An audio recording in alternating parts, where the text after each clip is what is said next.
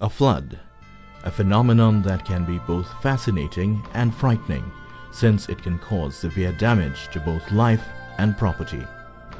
Anyone who has experienced a flood can testify to the suffering, sadness, and disruption of life it causes. Flooding is not simply a water problem. It is a people problem as well.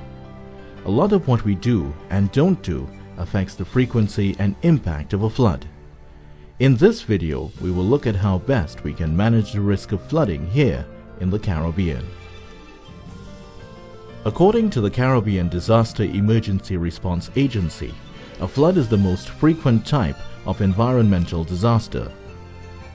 The agency also reported that despite the fact that flooding was the most frequent hazard in the region, many of the countries affected had no plans in place to deal with the disaster. When the rate of rainfall exceeds the rate of infiltration to the ground, the excess water, called runoff, moves across the ground surface towards the lowest section of the watershed.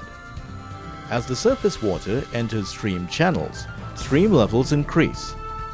If the rate of runoff is high enough, water in the streams overflow the banks and flooding occurs. The area of the overbank flow is called the floodplain. In terms of the Caribbean, in these small islands, in the volcanic islands, the concept of flooding can be entirely different from, say, flooding in a flat area like Guyana or Belize. In these islands where you have steep hills and so on, the flooding mainly of a flashy type. You have heavy rainfall, you have water coming down through these steep rivers with a very high velocity. You will have the rain falling, the flood will last an hour, 2 hours, 3 hours, and then everything is back, or seems to be back to normal, except for the trees and litters and so on around. Whereas in flat areas, you can have flood existing there, the water being stagnant on the land for weeks.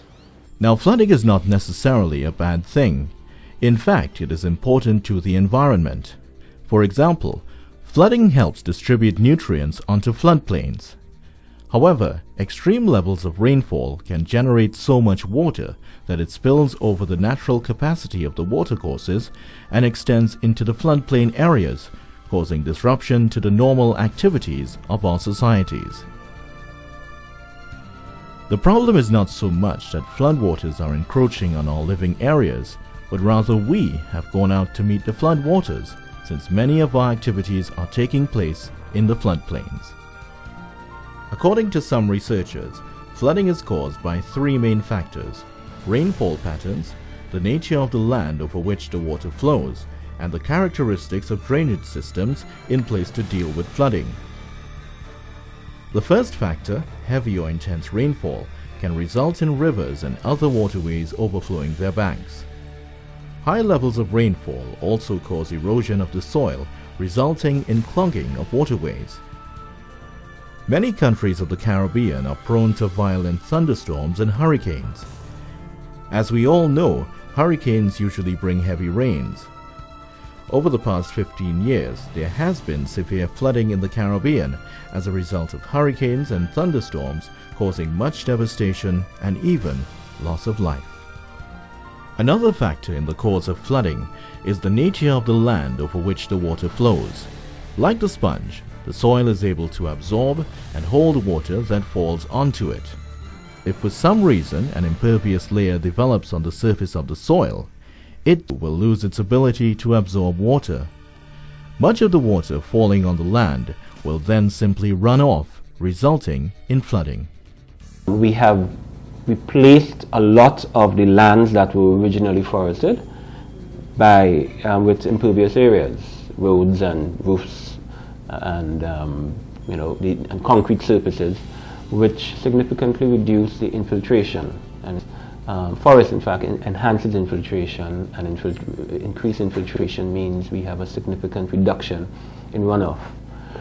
So without that, we have increased peak flows. We also have velocities that are much faster.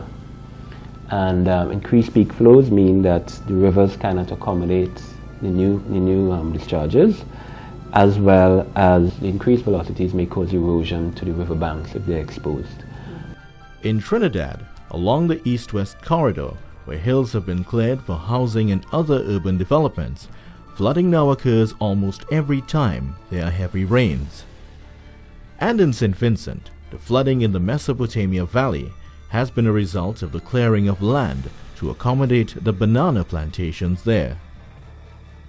Despite heavy rainfall and increased water runoff from the soil, whether or not flooding occurs really depends on the drainage system set up to handle excess water runoff from the land. Drainage systems are indeed a third factor in the cause of flooding. Here in the Caribbean, flooding usually occurs because the drainage systems are either not designed to handle extreme rainfall, like what you get during hurricanes and storms, or the drains are blocked or clogged. Wood and debris are usually the objects causing the blockage. This bridge has caused the major flooding we had in 2002. It was the major source perhaps.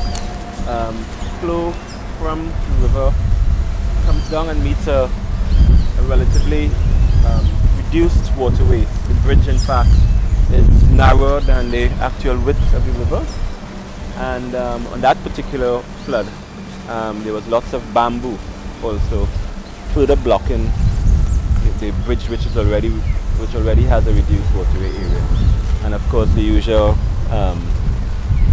sequence of events: blockage, backup and spillage. So now that we know some of the major causes of flooding and the damage that can result, what can be done to better manage or even prevent flooding?